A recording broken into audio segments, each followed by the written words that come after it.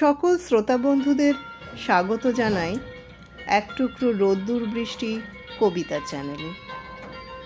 আজ আপনাদের সামনে পরিবেশন করতে চলেছি নবনীতা দেবসেনের লেখা কবিতা পৃথিবী বাড়ুক রোজ।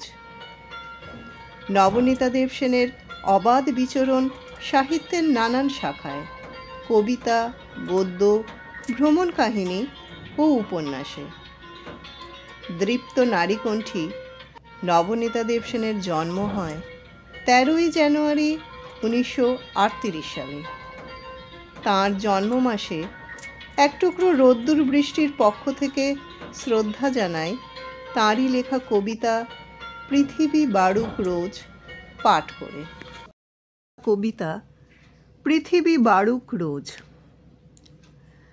বিশ্ব ছোট হয়ে যাক হস্তধৃত আমলকির মতো, এ আমার প্রার্থনীয় নয়।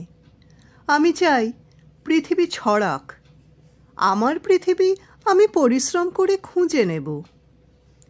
পৃথিবী বিস্তীর্ণা হও, ব্যাপ্ত হও ব্রহ্ম চরাচর, আকীর্ণ ছড়িয়ে পড়ো আরও আরও নিঃসীম সময়ে। আমার পৃথিবী হোক অফুরান অনন্ত বিস্তার।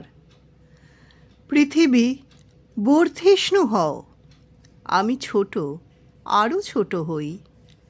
আমি ছোট হতে হতে একগুচ্ছ রেশমের মতো নরম ও নিরাকার, যৎসামান্য ইশারা পেলেই নিজেকে গুটিয়ে নিয়ে রাজপুতানি মখমলের শাড়ি, আংটির ফোকর দিয়ে সবিনয়ে গলে চলে যাব।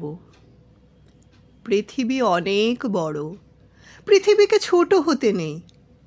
পশু পাখি উদ্ভিদেরা কিছুমাত্র বিস্মিত হবে না, ওরা সব জেনে গেছে। মানুষের বেশি দেরি নেই। কবিতাটি ভালো লাগলে লাইক বোতামটি টিপে উৎসাহিত করবেন। এক টুকরো রোদ্দুর বৃষ্টি চ্যানেলটি সাবস্ক্রাইব করে আমাদের পাশে থাকবেন। এই চ্যানেলের সব রকম আপডেট পেতে বেল আইকনটি টিপতে ভুলবেন না। ভালো থাকবেন বন্ধুরা।